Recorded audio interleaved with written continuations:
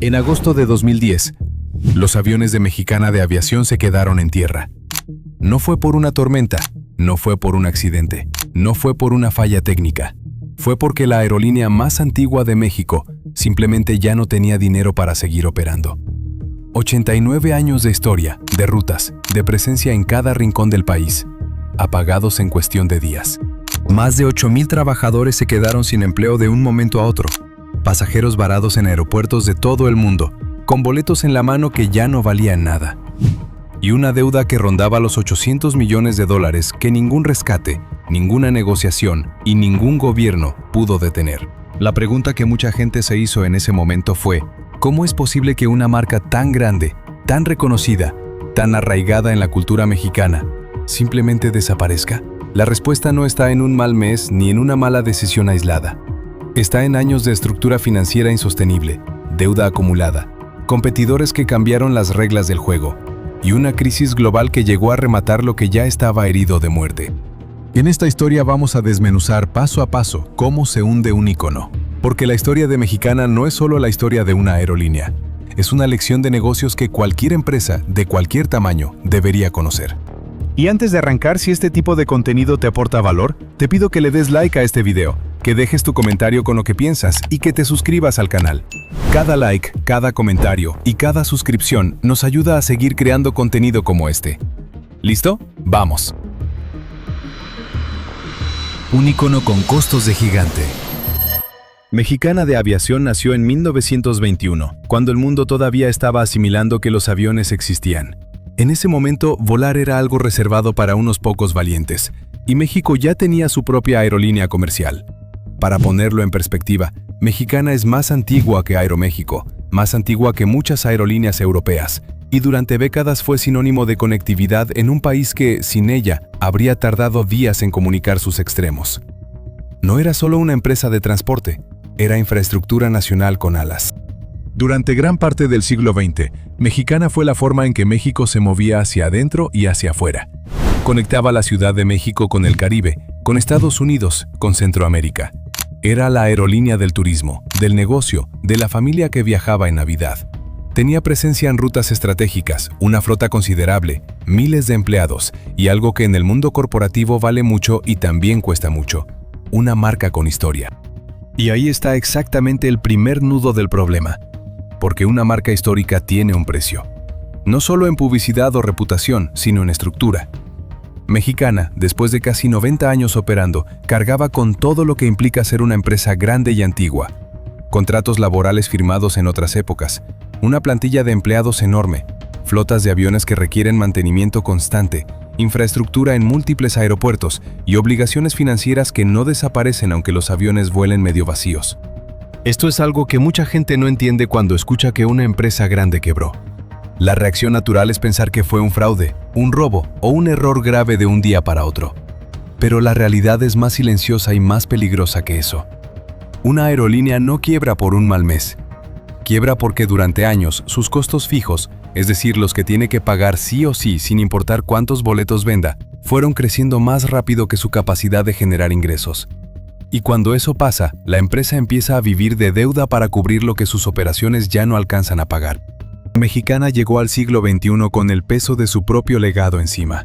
Y en los negocios, el legado no paga las facturas. Lo que paga las facturas es tener un modelo financiero que funcione hoy, no uno que funcionó hace 40 años.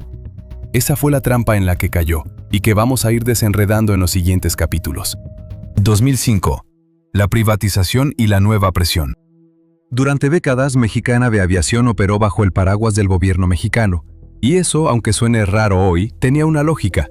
Las aerolíneas nacionales eran vistas como activos estratégicos del Estado, no como negocios que debían generar utilidades a toda costa. Si perdían dinero, el gobierno absorbía el golpe. Si necesitaban inversión, el gobierno la ponía. Era un modelo cómodo que permitía mantener rutas, empleos y presencia, aunque los números no cuadraran perfectamente al final del año. Pero en 2005, eso cambió. El gobierno mexicano decidió privatizar Mexicana y la aerolínea pasó a manos de Gastón Azcárraga, empresario vinculado a Grupo Posadas, uno de los grupos hoteleros más grandes México. En papel, el movimiento tenía sentido. Una empresa privada, con incentivos reales para ser eficiente, podría hacer lo que el gobierno no había logrado: convertir a Mexicana en una operación rentable, moderna y competitiva. El problema es que privatizar una empresa no es como encender un switch. Es como heredar una casa enorme con goteras en el techo, la plomería vieja y una hipoteca que nadie te explicó bien antes de firmar. Cuando Azcárraga tomó el control, encontró una organización con una estructura de costos muy difícil de mover.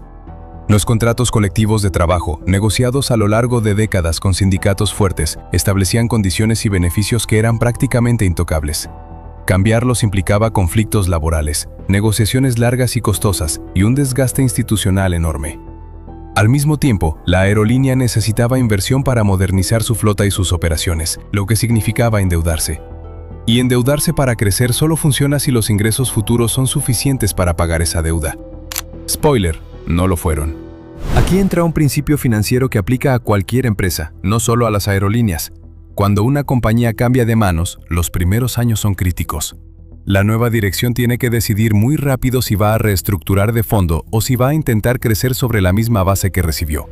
Mexicana intentó hacer ambas cosas a medias: renegociar algunas condiciones, expandir rutas, modernizar imagen, pero sin lograr transformar lo que realmente importaba: bajar sus costos operativos a nivel que el mercado ya estaba exigiendo. Y mientras Mexicana intentaba encontrar su rumbo bajo el nuevo esquema privado, el mercado aéreo mexicano estaba a punto de recibir una sacudida que lo cambiaría todo.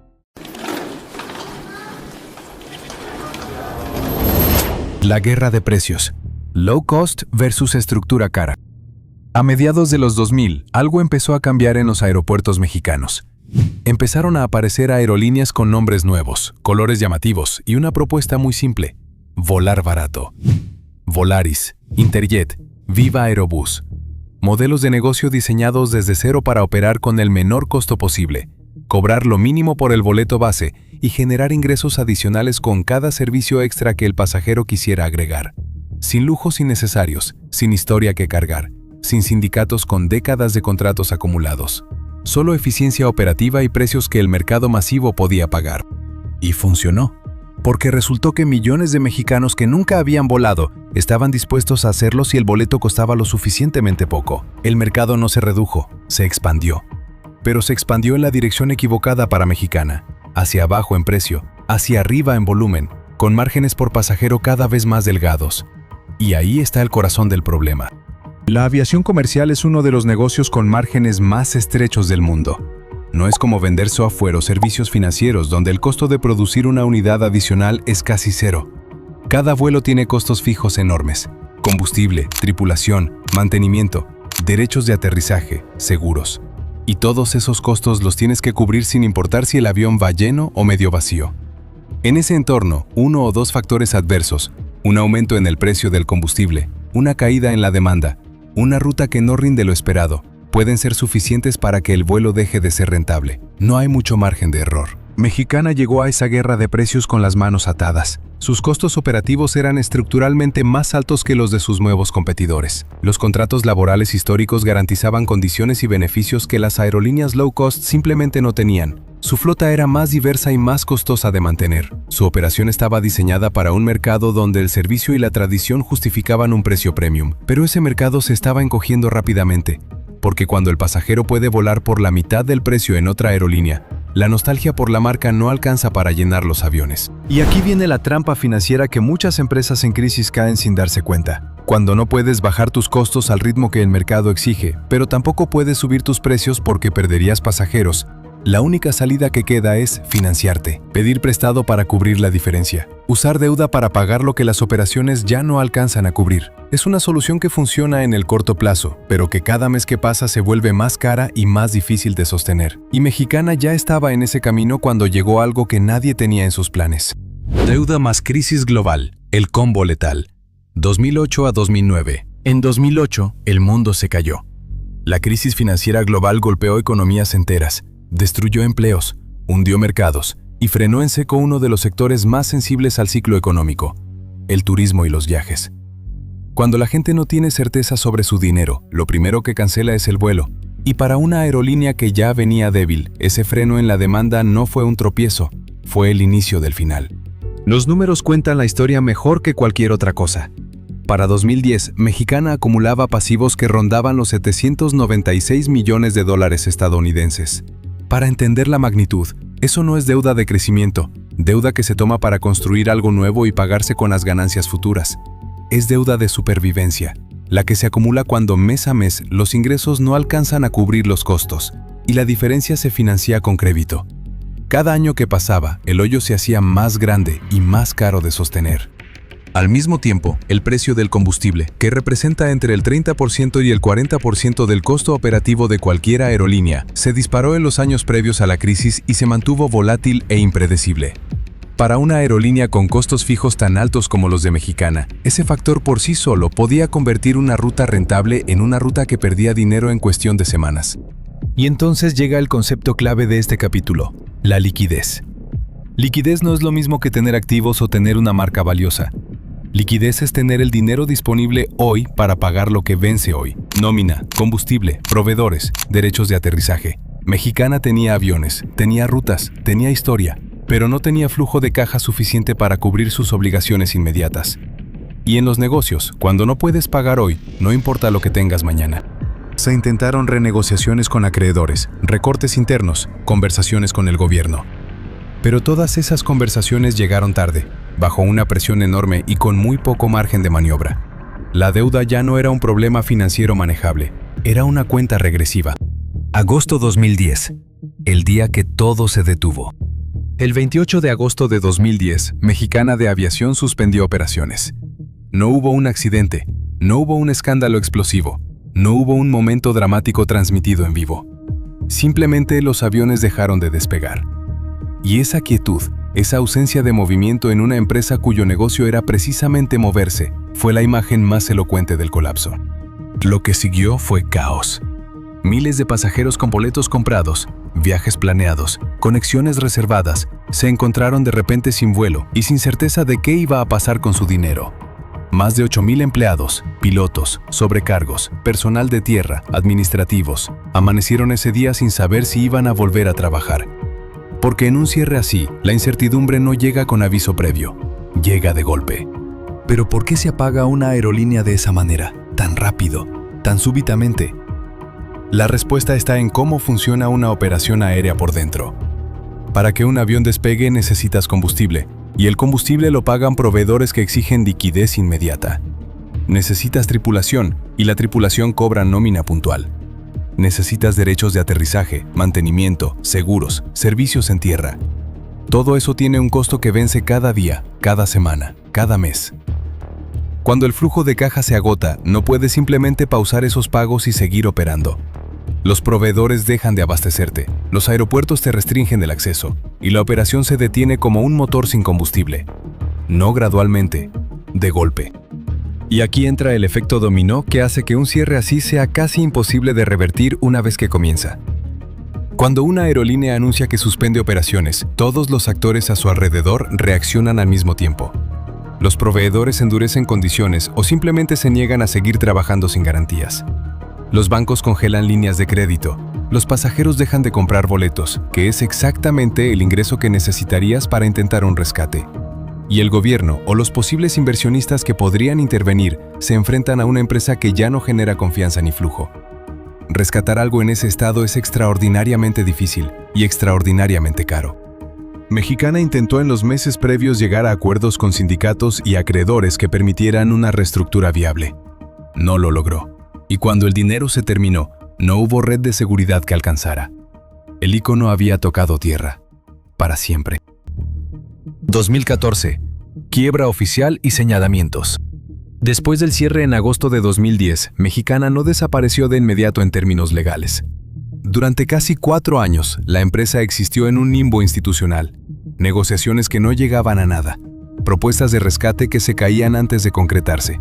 Y miles de exempleados esperando resoluciones sobre sus liquidaciones y prestaciones. Fue un proceso largo, desgastante y para muchos de los afectados profundamente injusto. En 2014, un juez declaró oficialmente la quiebra de Mexicana de Aviación. Ese momento no fue una sorpresa para nadie, pero sí fue un cierre definitivo.